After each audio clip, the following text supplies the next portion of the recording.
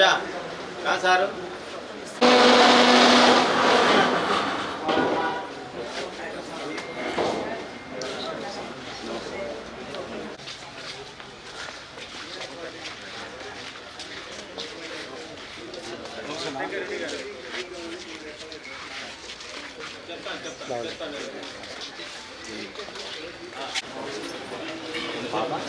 చేప చేప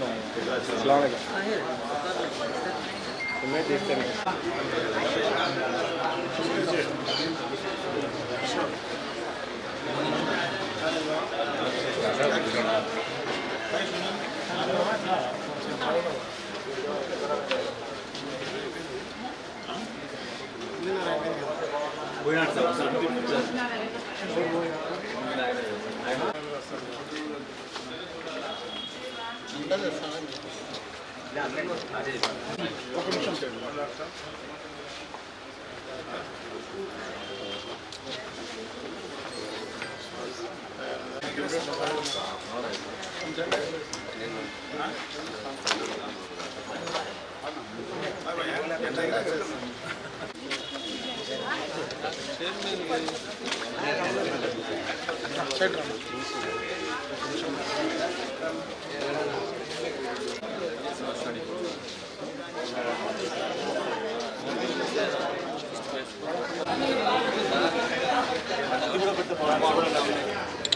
డాక్టర్ గారు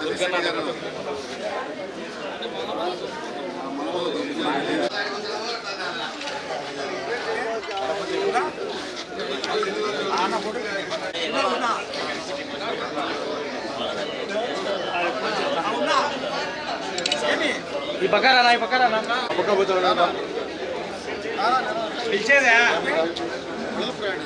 జై జగన్ జై జగన్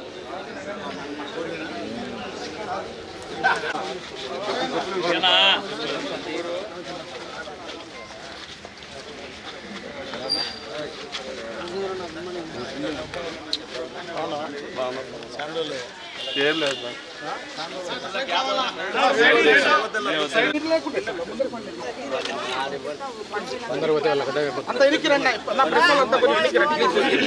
వాళ్ళని ఎన్నికి జరుపు ముందు వీళ్ళని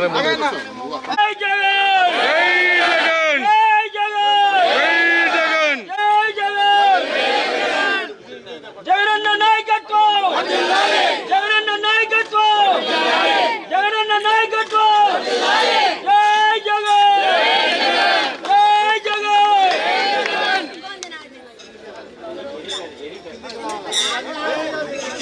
ఏమన్నా రైట్ ఓకే ఇది కొద్దిగా పైకి లాగండి సార్ కొంచెం ఐదు కొద్దిగా ఓకే ఓకే ఓకే రైట్ చేద్దాం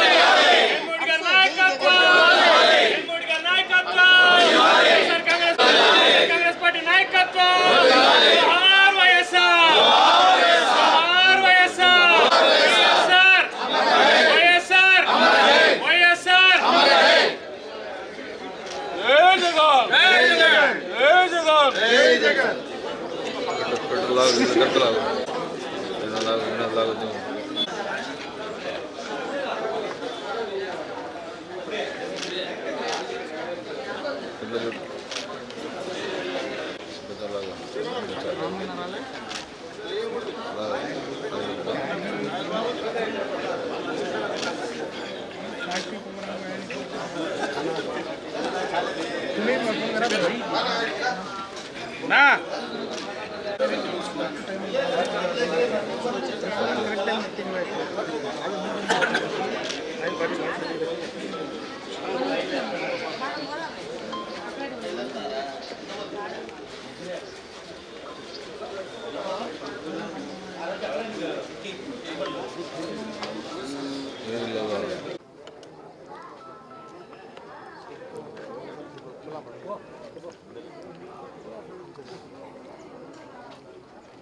వైఎస్ఆర్ కాంగ్రెస్ పార్టీ ఆవిర్భవించి 15 ఏళ్ళు పూర్తయిపోయింది. 16వ సంవత్సరంలో అడుగెడుతున్నాం. వైఎస్ఆర్ కాంగ్రెస్ పార్టీ పుట్టుకే ఒక చరిత్ర. అప్పుడున్న పరిస్థితుల్లో ఈ రాష్ట్రాన్ని అప్పుల పాలు చేసి దారుణంగా ఉన్న పరిస్థితుల్లో ఉద్భవించిన పార్టీ. అదే కాకుండా కాంగ్రెస్ పార్టీ, తెలుగుదేశం పార్టీ కుమ్మక్కై జగన్మోహన్ రెడ్డి గారి పైన కేసులు పెట్టినా అదరకుండా బెదరకుండా ఆయన పార్టీని ఆ రోజు నుంచి ఈ రోజు వరకు కూడా కొనసాగించే కార్యక్రమం చేయడం నిజంగా కూడా చాలా అద్భుతం. అదే కాకుండా అప్పటి నుంచి ఇప్పటి వరకు కూడా కార్యకర్తలు, నాయకులు ఎవరో కొంతమంది ఏదో కొంతమంది పోయి ఉంటారేమో తప్ప అధికారంలో ఉన్నా అధికారంలో లేకపోయినా అందరూ కూడా అప్పటి నుంచి ఇప్పటి వరకు కూడా ఎవరైతే రాజశేఖర రెడ్డి గారిని అభిమానిస్తారో అందరూ కూడా అప్పటి నుంచి ఇప్పటి వరకు కూడా కొనసాగుతున్న పరిస్థితి కూడా ఈ రాష్ట్రంలోనే ఉంది. భారతదేశంలో కాదు కదా, ప్రపంచంలో కూడా ఎక్కడ కూడా ఇటువంటి పరిస్థితి ఎప్పుడూ లేని పరిస్థితి అన్నమాట. చాలా దారుణం. వైఎస్ రాజశేఖర రెడ్డి గారు మరణించిన తర్వాత కాంగ్రెస్ పార్టీ వైఎస్ఆర్ ఫ్యామిలీని, వైఎస్ఆర్ కుటుంబాన్ని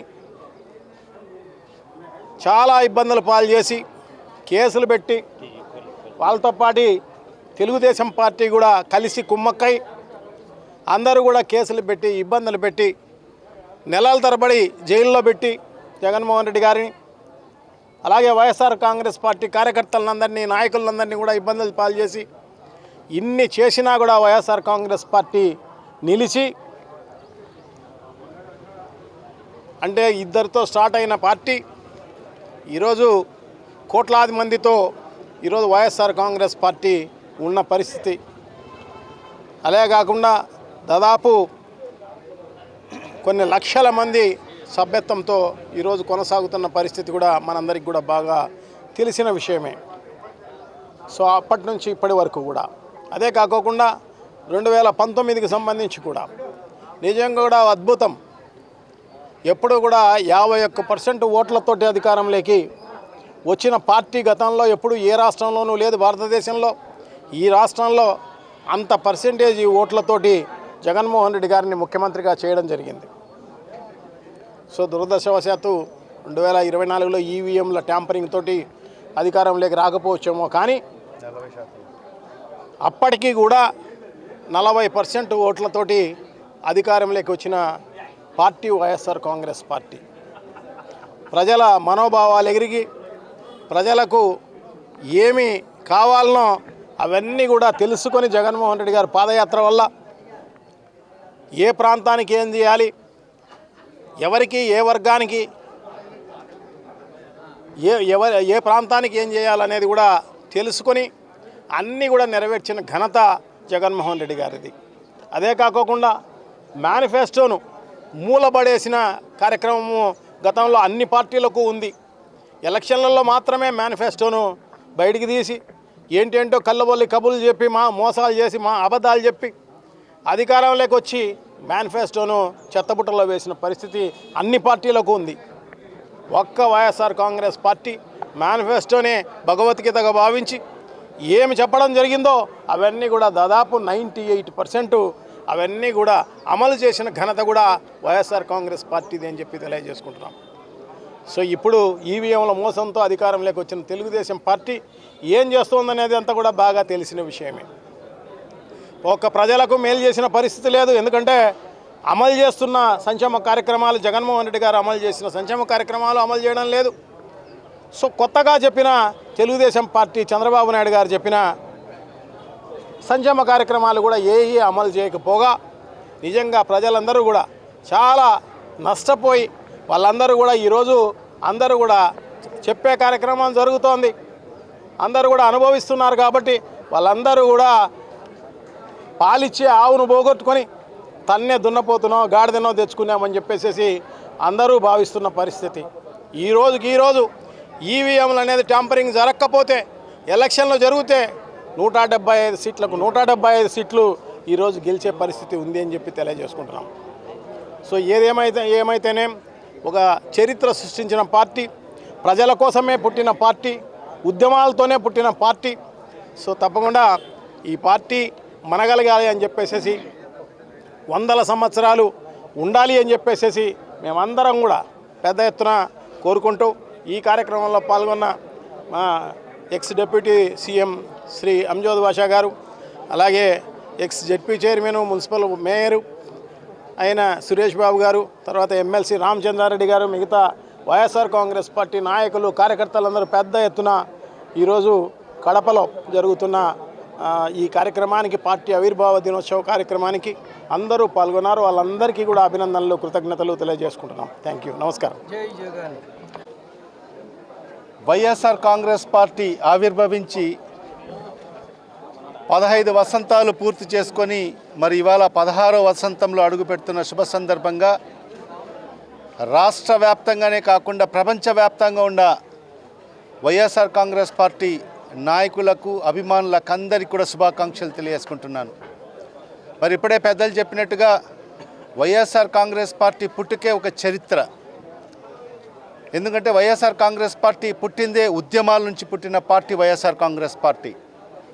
మరి ఆనాడు ఏదైతే కాంగ్రెస్ పార్టీలో రాజశేఖర రెడ్డి గారి మరణాంతరం రాజశేఖర రెడ్డి గారు తీసుకొచ్చిన సంక్షేమ పథకాలకు నీరు గారుస్తూ ఉంటే, తూట్లు పడుస్తూ ఉంటే, మరి ఆ రోజు జగన్మోహన్ రెడ్డి గారు మరి కాంగ్రెస్ పార్టీ నాయకుల పెద్దల దృష్టికి తీసుకెళ్తే మరి పట్టించుకున్న పాపాన పోలేదు. మరి ఆ రోజు పొమ్మనలేక పొగబెట్టి మరి బయటికి పంపించిన పరిస్థితి మనందరికీ కూడా తెలిసిన విషయమే. మరి ఆనాడు కాంగ్రెస్ పార్టీ నుంచి బయటికి వచ్చి వైఎస్ఆర్ కాంగ్రెస్ పార్టీని స్థాపించడం జరిగింది. ఇద్దరితో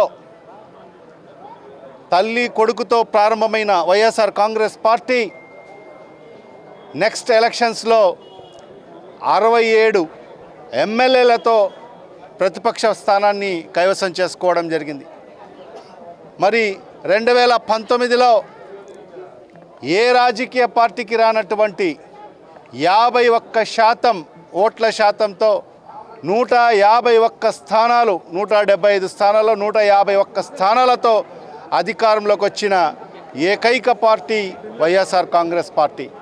మరి ఈరోజు వైఎస్ఆర్ కాంగ్రెస్ పార్టీ బలం కార్యకర్తలు, ప్రజలు. మరి ఎందుకంటే జగన్మోహన్ రెడ్డి గారు ప్రజల నుంచి ఉద్భవించిన నాయకుడు. మరి ఈరోజు కోట్లాది మంది ప్రజాభిమానంతో ఈరోజు ముందుకెళ్తున్న పార్టీ వైఎస్ఆర్ కాంగ్రెస్ పార్టీ. మరి ఎందుకంటే గత 5 ఏళ్ళ అధికారంలోకి వచ్చిన తర్వాత 2019 నుంచి 2024 వరకు ఒక మంచి పరిపాలన ప్రజలకు అందించడం జరిగింది. గతంలో మనం చూసాం, ఎన్నికల వరకే ఏదైతే మేనిఫెస్టోలు కనిపించే పరిస్థితి ఉండేది, దానికి సార్థకం తీసుకొచ్చిన పార్టీ వైఎస్ఆర్ కాంగ్రెస్ పార్టీ. ఎందుకంటే మేనిఫెస్టో అంటే కేవలం ఒక చిత్త కాగితం కాదు, అది ఏదైతే మా హిందూ సోదరులు ఎంతో పవిత్రంగా భావించే ఒక భగవద్గీత ఎంత పవిత్రంగా భావిస్తారో, మరి అదేవిధంగా రాజకీయ పార్టీగా మా యొక్క ఏదైతే మేనిఫెస్టోని కూడా అంతే పవిత్రంగా భావిస్తాము. మరి అదేవిధంగా ముస్లిం సోదరులు ఎంతో పవిత్రంగా భావించే ఖురాన్ లాగానే మరి మేము ఒక రాజకీయ పార్టీగా మరి మా యొక్క ఏదైతే మేనిఫెస్టోని అంతే పవిత్రంగా భావిస్తాము. మరి అదేవిధంగా ఏ విధంగా క్రైస్తవ సోదరులు మరి ఏదైతే బైబిల్ని ఎంత పవిత్రంగా భావిస్తారో, ఒక రాజకీయ పార్టీగా మేము కూడా మా మేనిఫెస్టోని అంతే పవిత్రంగా భావిస్తానని చెప్పి జగన్మోహన్ రెడ్డి గారు ఎన్నికల ముందు చెప్పిన మాట ప్రకారంగానే ఎన్నికలు అయిపోయిన తర్వాత అధికారంలోకి వచ్చిన తర్వాత మరి ఏకైక పార్టీ మేనిఫెస్టోని 98% అమలు చేసిన పార్టీ ఒక్క వైఎస్ఆర్ కాంగ్రెస్ పార్టీ మాత్రమే. మరి అలాంటి ఒక మంచి పరిపాలన అందించిన తరుణంలో కూడా మనం చూసాం, మొన్న సార్వత్రిక ఎన్నికల్లో ఏ రకంగా ఈరోజు వ్యవస్థల్ని మేనేజ్ చేసి మరి ఈవీఎంలను ట్యాంపరింగ్ చేసి మరి ఈరోజు అధికారంలోకి వచ్చిన ఈ కూటమి ప్రభుత్వం మనందరికీ తెలిసిన విషయమే. మరి ఈరోజు ఈ ట్యాంపరింగ్ ద్వారా వచ్చినా కూడా ఈరోజు వైఎస్ఆర్ కాంగ్రెస్ పార్టీకి 40% ఓటు బ్యాంక్ ఉండే పరిస్థితి. ఈరోజు 11 సీట్లు మనకు వచ్చినా మనకు ఓటు శాతం ఎంత అంటే 40% మంది ఈరోజు ఈ రాష్ట్రంలో వైఎస్ఆర్ కాంగ్రెస్ పార్టీకి ఓటు వేయడం జరిగింది. మరి ఇవాళ ఈ 2 ఏళ్ల కాలంలో మనం చూసాం ఈ కూటమి ప్రభుత్వం వచ్చిన తర్వాత. మరి ఈరోజు ఏదైతే డాక్టర్ బాబాసాహెబ్ అంబేద్కర్ గారు రచించిన రాజ్యాంగాన్ని పక్కన పెట్టేసి మరి ఈరోజు లోకేష్ రచించిన రెడ్ బుక్ రాజ్యాంగం మరి ఈరోజు మన రాష్ట్రంలో అమలవుతున్న పరిస్థితి మనం స్పష్టంగా చూస్తున్నాం. ఈరోజు వైఎస్ఆర్ కాంగ్రెస్ పార్టీ నాయకుల్ని టార్గెట్గా పెట్టుకొని మరి కార్యకర్తల్ని టార్గెట్గా పెట్టుకొని వైఎస్ఆర్ కాంగ్రెస్ పార్టీ సానుభూతి పరులను టార్గెట్గా పెట్టుకొని మరి వాళ్ళను ఇబ్బంది పెట్టే కార్యక్రమము, మరి వాళ్ళను కేసులు పెట్టే కార్యక్రమం, దొంగ కేసులు, అక్రమ కేసులు పెట్టి మరి వాళ్ళ కుటుంబాలను ఇబ్బంది పెట్టి వాళ్ళకు జైలు పాలు చేసే పరిస్థితి ఈరోజు ఈ కూటమి ప్రభుత్వం చేస్తున్న పరిస్థితి. మరి ఇవన్నీ కూడా ప్రజలు గమనిస్తున్నారు. మరి ఇవాళ ఈ 2 ఏళ్ల కాలంలోనే అతి కొద్ది కాలంలో మరి ఈ ప్రభుత్వం మీద ఇంత వ్యతిరేకత రావడం కూడా మరి ఇవాళ చరిత్ర కూడా ఎప్పుడు మనం చూడలేదు. మరి ఇప్పటికిప్పుడు ఎన్నికలు జరిగితే ఖచ్చితంగా ఈ రాష్ట్రంలో మరొక్కసారి వైఎస్ఆర్ కాంగ్రెస్ పార్టీ జగన్మోహన్ రెడ్డి గారి నాయకత్వంలో 175కు 175 స్థానాలు కైవసం చేసుకునే పరిస్థితి ఉంది. ఎందుకంటే అంత దుర్మార్గపు పరిపాలన మరి ఈ రాష్ట్రంలో కొనసాగుతుంది చంద్రబాబు నాయుడు గారి అధ్యక్షతన, మరి లోకేష్ అధ్యక్షతన. మరి ఇవాళ ప్రజలు ఒకటే గమనించాలి, మనమందరం కూడా ఆలోచన చేయాలి. ఏ పార్టీ మన కోసం పనిచేసింది, ఏ నాయకుడు మన కోసం తప్పిస్తున్నాడు, మరి ఆ పార్టీకి మనం అండగా ఉండాలి, ఆ నాయకుడికి మనకు అండగా ఉండాల్సిన అవసరం ఉంది. మనం చూసాం కరోనా కష్టకాలం, దేశమంతా కూడా అతలాకుతలమైనా కూడా మన రాష్ట్రంలో మరి అతి తక్కువ మరణాలు నమోదైన ఈ రాష్ట్రం ఏదైనా ఉందంటే అది మన రాష్ట్రం మాత్రమే. ఎందుకంటే ఒక సమర్థవంతమైన నాయకుడు ఇక్కడ రాష్ట్ర ముఖ్యమంత్రిగా ఉన్న సందర్భంలోనే ప్రజల క్షేమం కోరిన ప్రభుత్వం ఉంది కాబట్టే మరి వాళ్ళకందరికీ కూడా మెరుగైన వైద్యం, అన్ని సదుపాయాలు కల్పించడం వల్లనే మరి ఆనాడు అంత పెద్ద విపత్తి వచ్చినా కూడా ఈ రాష్ట్రంలో అతి తక్కువ మరణాలు నమోదు కావడం జరిగింది. మరి ఇవన్నీ కూడా గమనించుకొని ఖచ్చితంగా రాబో రోజుల్లో ఖచ్చితంగా ప్రజలందరూ కూడా వైఎస్ఆర్ కాంగ్రెస్ పార్టీ జగన్మోహన్ రెడ్డి గారి అండగా ఉంటారు. రేపు ఏ స్థానిక ఎన్నికలు జరిగినా కూడా ఖచ్చితంగా వైఎస్ఆర్ కాంగ్రెస్ పార్టీకి పెద్ద ఎత్తున విజయం చేకూరుస్తారు ప్రజలందరూ కూడా అని చెప్పి నేనైతే భావిస్తూ, మరి ఇవాళ ఏదైతే ఈ వైఎస్ఆర్ కాంగ్రెస్ పార్టీ ఆవిర్భావ దినోత్సవంలో పాల్గొన్న వైఎస్ఆర్ కాంగ్రెస్ పార్టీ నాయకులు, కార్యకర్తలు అందరూ కూడా ప్రతి ఒక్కరికి పేరు పేరున నా హృదయపూర్వక ధన్యవాదాలు తెలియజేసుకుంటున్నాను. అందరికీ నమస్కారములు. 15 సంవత్సరాలు పూర్తి చేసుకొని 16వ సంవత్సరంలో వైఎస్ఆర్సీపీ పార్టీ అడుగెడుతున్న సందర్భంగా ఎన్నో ఒడిదొడుకులతో మా పార్టీ ముందుకు సాగడం జరిగింది. ఆనాడు జగన్మోహన్ రెడ్డి గారు పార్టీ ప్రారంభించినప్పుడు కేవలం జగన్మోహన్ రెడ్డి, విజయమ్మ ఆయన తల్లితో సహా 2 మాత్రమే ప్రజాప్రతినిధులుగా గెలవడం జరిగింది. ఆ తర్వాత అంచెలంచెలుగా ఈ పార్టీ విస్తరిస్తూ తర్వాత 5 సంవత్సరాలకు 67 మందితో ప్రతిపక్ష హోదాను సంపాదించుకొని ప్రజలందరి మనసులను గెలుపొంది పోరాడి 5 సంవత్సరాలు తర్వాత ఆ 5 సంవత్సరాల్లో కూడా నడక అంటే పాదయాత్ర చేసి 1000 కిలోమీటర్ల పాదయాత్ర చేసి మళ్ళా తిరిగి అధికారంలోకి రావడం జరిగింది. చాలా ఆ అధికారంలో ఉన్నటువంటి 5 సంవత్సరాల్లో కూడా ఎవరు చేయలేనటువంటి పనులను జగన్మోహన్ రెడ్డి గారు చేశారు. అమ్మఒడి అద్భుతమైనటువంటి పథకం, ప్రతి పిల్లవానికి 15,000 రూపాయలు స్కూలుకు పంపించేటటువంటి పథకం, అలాగే స్కూళ్ళను నాడు నేడు రూపురేఖలు మార్చేటటువంటి సిస్టమ్, సిబిఎస్ఈ స్కూల్లో అయితేనేమి, ఇంగ్లీష్ మీడియం స్కూల్లో అయితేనేమి, ట్రోఫిల్ అయితేనేమి, తర్వాత డిజిటల్ బోర్డ్స్ అయితేనేమి 70,000 కోట్ల రూపాయల ఖర్చుతో స్కూళ్ళన్నింటిని కూడా బాగుపరిచినటువంటి ముఖ్యమంత్రి, ఆనాటి ముఖ్యమంత్రి జగన్మోహన్ రెడ్డి గారు. ఎవరు కూడా పిల్లలకు ఓట్లు ఉండవు, ఎవరు కూడా పిల్లలు జోలికి పోవు, వాళ్ళకు డెవలప్ చేస్తే ఏమొస్తుందిలే అనేటటువంటి భావన ప్రజాప్రతినిధులలో ఉంటుంది. కానీ జగన్మోహన్ రెడ్డి గారు దూరదృష్టితో పిల్లలందరినీ కూడా ఈనాటి పిల్లలే రేపటి భావి భారత పౌరులు కాబట్టి వాళ్ళందరినీ మంచిగా తీర్చిదిద్దాలనేటటువంటి దూర సంకల్పంతో ఈ విద్యా వ్యవస్థనంతా కూడా బాగా ముందుకు తీసుకురావడం జరిగింది. కాబట్టి 1 కాదు 2 కాదు ఆయన హయాంలో చేసినటువంటి ప్రతి పథకం కూడా ముందుకు పోవడం జరిగింది. ప్రజలందరికీ కూడా అందడం జరిగింది. ఈరోజు వచ్చినటువంటి తెలుగుదేశం కూడా పేర్లు మార్చి అవే కొన్ని పథకాలను పెడుతున్నది, మిగతా పథకాలన్నింటినీ గాలికి వదిలేయడం జరిగిందనమాట. కాబట్టి ఎప్పటికైనా ప్రజానాయకుడు జగన్మోహన్ రెడ్డి గారు తప్పనిసరిగా రేపు రాబోయేటటువంటి ఎలక్షన్లో ఖచ్చితంగా ఘన విజయం సాధించి ఇంకా ప్రజలకు మరింత మరింత చేరువవుతుంది ఈ పార్టీ, ప్రజలకు మరింత చేరువవుతాడు మా నాయకుడు జగన్మోహన్ రెడ్డి గారిని మీకు తెలియజేస్తూ సెలవు తీసుకుంటాను. Thank you.